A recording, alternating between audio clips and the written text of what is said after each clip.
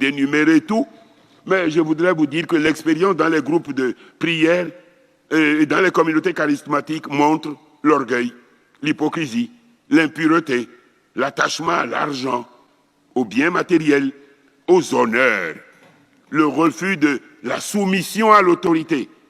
Quelqu'un qui est dans un groupe ou qui a une responsabilité doit savoir qu'il faut qu'il soit soumis à quelqu'un d'autre. La soumission est un secret de puissance parce que c'est l'humilité. L'humilité. Donc, Saint Pierre ne nous dit-il pas, revêtez tous l'humilité dans vos rapports les uns avec les autres. Dieu s'oppose aux orgueilleux, aux humbles il accorde sa grâce. Tenez-vous donc humblement sous la main puissante de Dieu pour qu'il vous élève quand le jugement viendra. Donc notre objectif numéro 1, il faut savoir comment on est rempli de l'Esprit Saint tout le temps. Je vous rappelle que c'est le péché qui fait baisser le niveau de diffusion dans notre vie. Et ne tardez pas, ne dormez pas sur le péché.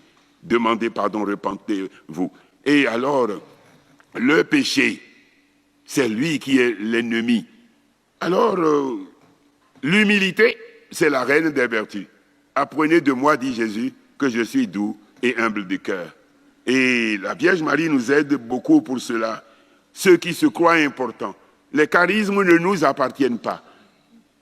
Ce sont les dons du Saint-Esprit qu'il nous confie pour exercer, pour servir les autres.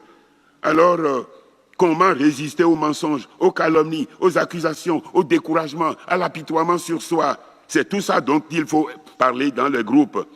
Donc, lorsque nous avons été nommés responsables de notre groupe de prière et du renouveau dans notre pays, il y a un prêtre ami qui m'a dit qu'il a reçu une communication du Seigneur pour moi.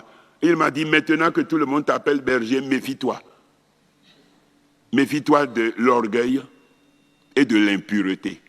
Car les gens qui ont des responsabilités, ce n'est pas leur faute. Il y a une sorte de halo qui les entoure.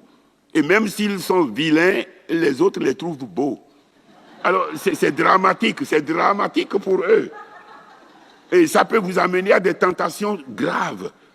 Ne vous cédez pas à l'idée de croire que parce que vous êtes devenu charismatique, vous êtes plus beau qu'avant. Vous avez toujours la même trogne. Vous avez toujours la même. Alors donc, l'orgueil, l'argent, et Satan va multiplier les obstacles sur votre route. La compromission, la liste est longue. Lorsque nous avons